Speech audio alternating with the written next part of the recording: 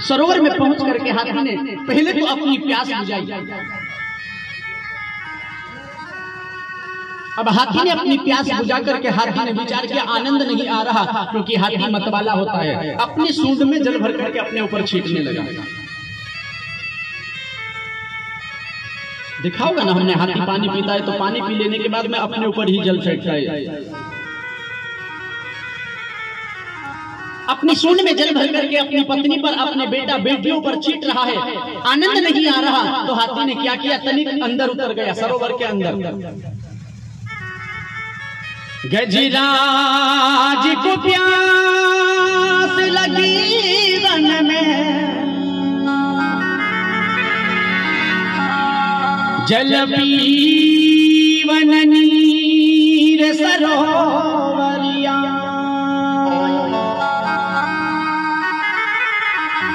गजराज ने पाँव धरो जल में,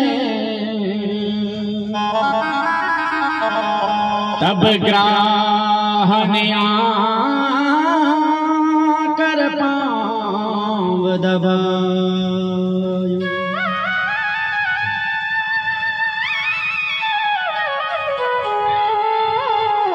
जैसे ही हाथी ने अंदर प्रवेश किया ना, जल के अंदर अपना पैर रखा, अपनी सूंड में जल भर करके अपनी पत्नियों पर, अपने बेटा बेटियों पर छींट रहा। इतने में क्या हुआ, उसी जल के अंदर एक मगरमच्छ, एक ग्रह रहता था।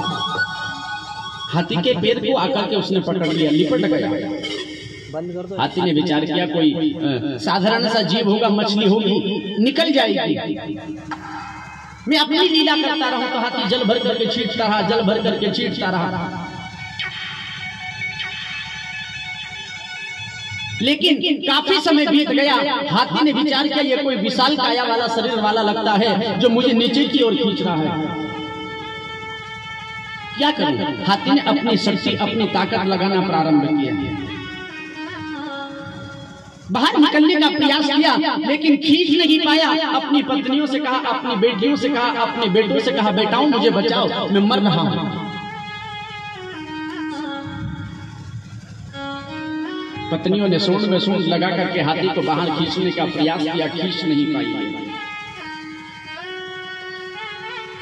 गजराज ने जोर अटूट किया,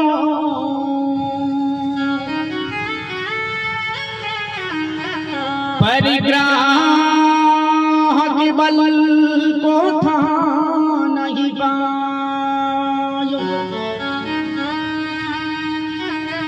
शिव राम कहे गजहार गयो, तब याही ने आकर फंद छुड़ा।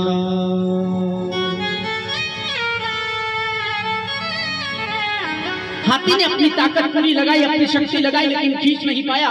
पत्नियों से कहा, पत्नियों ने भी खींचने का प्रयास किया। जब बाहर निकाल नहीं पाई तो हाथ जोड़कर किनारे पर खड़ी हो गई। स्वामी जी आप तो मर रहे हो,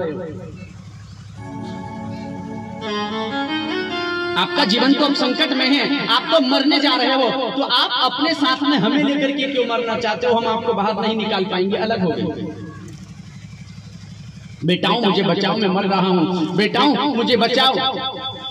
बेटों ने भी अपने पिता को निकालने का बहुत प्रयास किया, निकाल नहीं पाए। तो बेटाओं ने भी हाथ जोड़ दिया, पिताजी अब आप तो बूढ़े हो गए, मर भी जाओगे तो चलेगा, हमारा तो जीवन चालू हुआ है, आप अपने साथ में हमें लेकर के क्यों मरना चाहते हो? आज उस हाथी का साथ उनके बेटों ने भी छोड़ दिया।